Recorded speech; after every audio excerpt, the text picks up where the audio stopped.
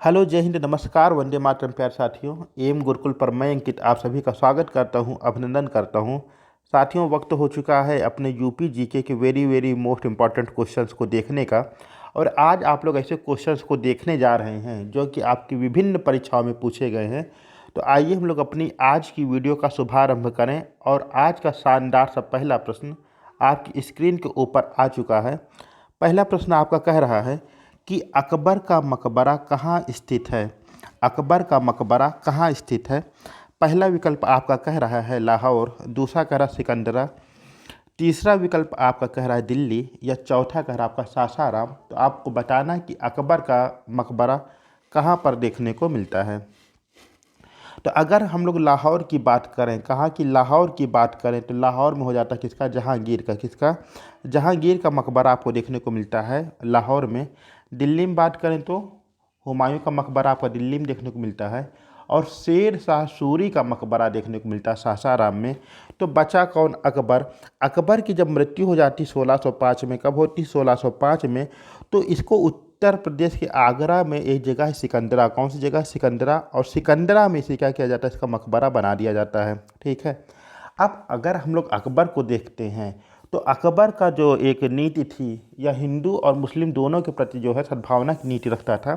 इस वजह से दोनों इसका क्या करते थे, इसका सम्मान करते थे। आगे चल के, क्योंकि मुगल वंशज थे, आगे चल के जो इनका वंश वंश में आता है औरंगजेब, एक कट्टर मुगल शासक था। इसके द्वारा क्या होता है, जब इसका शासन होता है तो इसके द्वारा जाटों से बहुत से विद्रोह किए जाते हैं। और 1707 में जब क्या होता है, औरंगजेब की मृत्यु हो जाती है और इधर जाट साम्राज्य अपने आप शक्तिशाली बना लेता है। तो जाट राजा कौन, जाट राजा राजा राम होते हैं। और राजा राम क्या करते हैं कि अकबर के मकबरे से अकबर की अस्थियों को निकलवा करके आग लगवा देते हैं। तो ये इसके पीछे की कहानी थी। और सही जवाब हो जाएगा आपका, अकबर का मकबरा आपका सिकंदरा में देखने को मिलता है। चलते हम लोग आगे अपने आज के सेकंड क्वेश्चन पर। और आज का सेकंड क्वेश्चन क्या कह रहा, कह रहा टोडरमल, टोडरमल सर्वेक्षण भूलेख प्रशिक्षण संस्थान कहाँ स्थित है।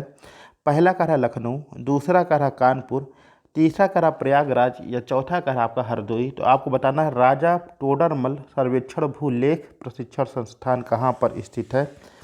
ये जो आपका संस्थान है, यहीं पे जो आपके लेखपाल वगैरह होते हैं उनको ट्रेनिंग सेंटर भी यहाँ पे आपका बना हुआ है।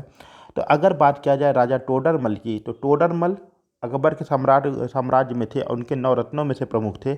और इनके द्वारा राजस्व की एक नई तकनीकी, एक नई पद्धति लागू की गई जिसे दहसाला पद्धति के नाम से जाना गया।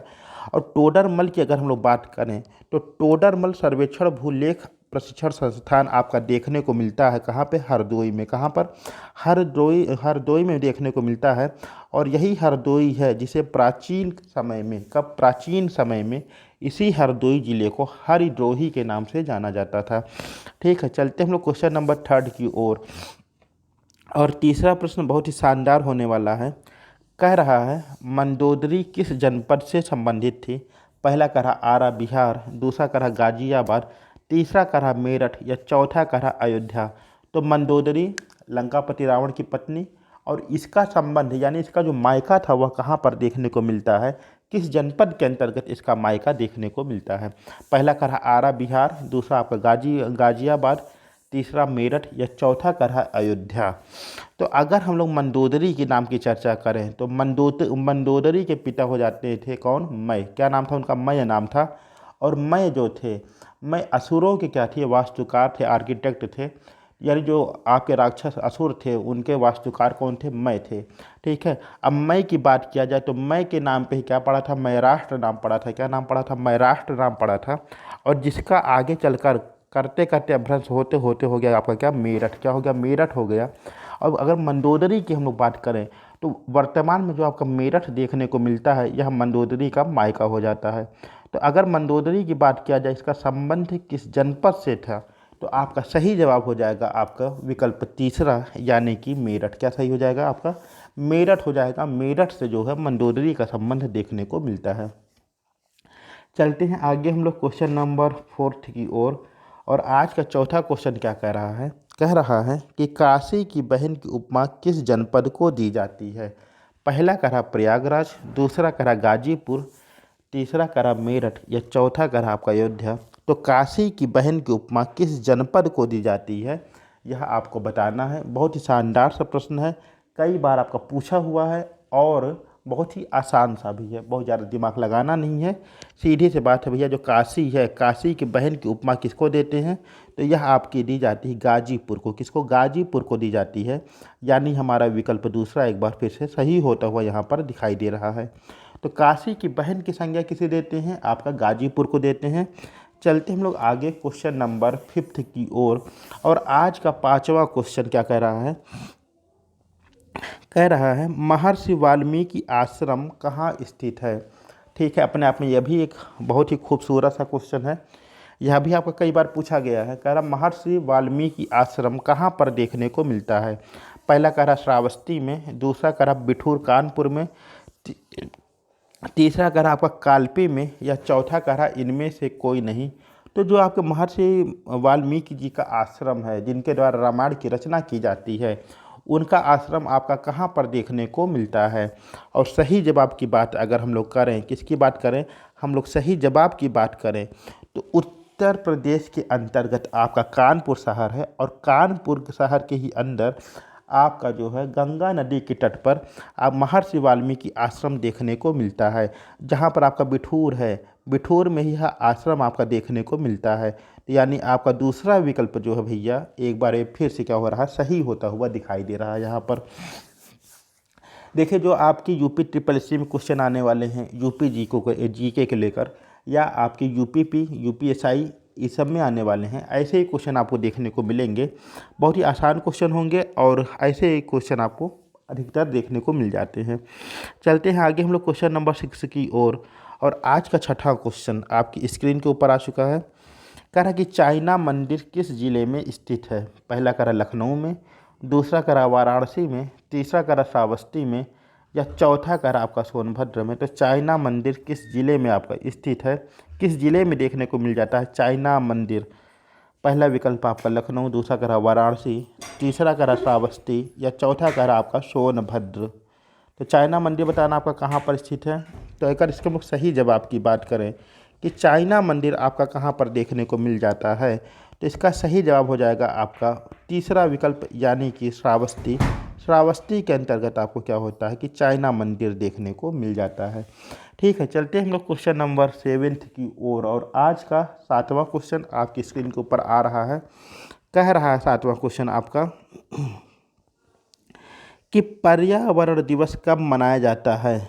पहला करा 5 जून, दूसरा आपका करा 24 अप्रैल, तीसरा करा 5 सितंबर, या चौथा आपका कह रहा 5 अक्टूबर। तो पर्यावरण दिवस आपका कब मनाया जाता है। एक विशेष दिन निकाला गया आपको पर्यावरण के प्रति सचेत करने के लिए, और पर्यावरण की रक्षा करना, उसकी हिफाजत करना हम सभी का क्या है, कर्तव्य है। तो अगर हम लोग ऑप्शन की बात करें तो 24 अप्रैल अगर आया तो मानी हुई बात है कि 24 अप्रैल क्या आपका मनाया जाता है, 24 अप्रैल को आपका पंचायती राज दिवस के रूप में मनाया जाता है। चलिए ठीक है।